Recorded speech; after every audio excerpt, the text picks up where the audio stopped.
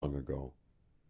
Fedka waited at table, obviously encumbered by his unfamiliar boots; he was helped by a woman with a masculine cast of face and one eye, called Anfisushka; she fulfilled the duties of housekeeper, poultry woman and laundress. Vassily Ivanovich walked up and down throughout the dinner, and with a perfectly contented and even blissful face talked about the grave anxieties he had felt about Napoleon's policy and the complications of the Italian question. Arina Vlasyevna took no notice of Arkady and did not press him to eat. Leaning her round face on her little fist, her full cherry-colored lips and the little moles on her cheeks and over her eyebrows adding to her extremely kind, good-natured expression, she did not take her eyes off her son and constantly sighed. She was dying to know for how long he would stay, but she was afraid to ask him. "What if he stays for 2 days?" she thought, and her heart sank. After the roast, Vassily Ivanovich disappeared for a moment and returned with an opened half bottle of champagne. "Here," he exclaimed, "though we do live in the wilds, we have something to make merry with on festive occasions." He poured out 3 full glasses and a little wineglass, proposed the health of our invaluable guests, and at once tossed off his glass in military fashion and made Arina Vlasyevna drink her wineglass to the last drop. When the time came for the sweet preserves, Arkady, who could not bear anything sweet, thought it his duty however to taste 4 different kinds which had been freshly made, all the more since Bazarov flatly refused them and began at once to smoke a cigar. Afterwards tea was served with cream, butter and rolls; then Vassily Ivanovich took them all out into the garden to admire the beauty of the evening. As they passed a garden seat he whispered to Arkady, "This is the spot where I love to meditate as I watch the sunset; it suits a recluse like me. And there, a little farther off, I have planted some of the trees beloved by Horace." "What trees?" asked Bazarov, overhearing. "Oh, acacias." Bazarov began to yawn. "I suppose it is time our travelers were in the embrace of Morpheus," observed Vassily Ivanovich. "In other words, it's time for bed," Bazarov interposed. "That's a correct judgment; it certainly is high time." Saying good night to his mother, he kissed her on the forehead while she embraced him and secretly behind his back she gave him her blessing 3 times. Vassily Ivanovich showed Arkady to his room and wished him "as refreshing repose as I also enjoyed at your happy years." In fact, Arkady slept extremely well in his bath house. It smelt of mint and 2 crickets behind the stove rivaled each other in their prolonged drowsy chirping. Vassily Ivanovich went from Arkady's room to his own study and, settling down on the sofa at his son's feet, was looking forward to having a chat with him; but Bazarov sent him away at once, saying he felt sleepy, but he did not fall asleep till morning.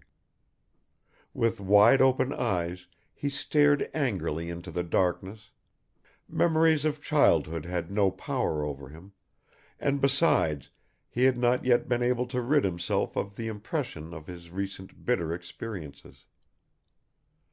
Arina Vlasyevna first prayed to her heart's content, then she had a long, long conversation with Anfisushka, who stood rooted to the spot in front of her mistress, and fixing her solitary eye upon her, communicated in a mysterious whisper all her observations and conjectures about Evgeny Vassilovich.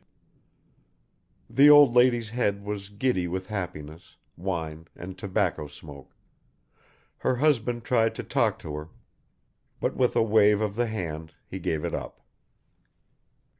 Arina Vlasyevna was a genuine Russian lady of olden times. She ought to have lived 2 centuries before, in the ancient Moscow days. She was very devout and emotional. She believed in fortune telling, charms, dreams and omens of every conceivable kind. She believed in the prophecies of crazy people, in house spirits, in wood spirits, in unlucky meetings, in the evil eye, in popular remedies. She ate specially prepared salt on Holy Thursday, and believed that the end of the world was close at hand. She believed that if on Easter Sunday the candles did not go out at vespers, then there would be a good crop of buckwheat, and that a mushroom will not grow after a human eye has seen it. She believed that the devil likes to be where there is water, and that every Jew has a blood-stained spot on his breast. She was afraid of mice, of snakes, of frogs, of sparrows, of leeches, of thunder, of cold water, of draughts, of horses, of goats, of red-haired people and of black cats. She regarded crickets and dogs as unclean animals. She never ate veal, pigeon, crayfish, cheese, asparagus, Jerusalem artichokes, hares, or watermelons because a cut watermelon suggested the head of John the Baptist. She could not speak of oysters without a shudder. She enjoyed eating, but strictly observed fasts. She slept 10 hours out of the 24, and never went to bed at all if Vassily Ivanovich had so much as a headache. She had never read a single book, except Alexis or The Cottage in the Forest. She wrote 1 or at most 2 letters in a year, but she was an expert housewife, knew all about preserving and jam making, though she touched nothing with her own hands, and was usually reluctant to move from her place. Arina Vlasyevna was very kind-hearted, and in her own way far from stupid. She knew that the world is divided into masters whose duty it is to command, and simple people whose duty it is to serve, and so she felt no disgust for servile behavior or bowing to the ground, but she treated affectionately and gently those in subjection to her, never let a single beggar go away empty-handed, and never spoke ill of anyone, though she was fond of gossip.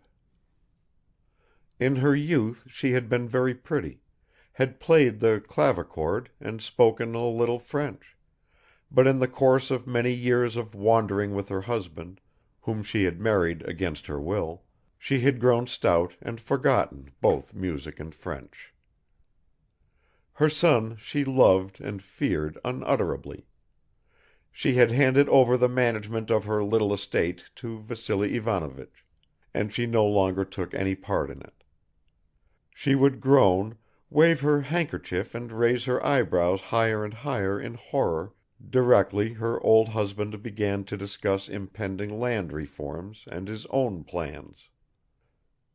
She was apprehensive, always expecting some great calamity, and would weep at once whenever she remembered anything sad. Nowadays such women have almost ceased to exist. God knows whether this should be a cause for rejoicing. End of chapter 20. Recording by Roger Moline.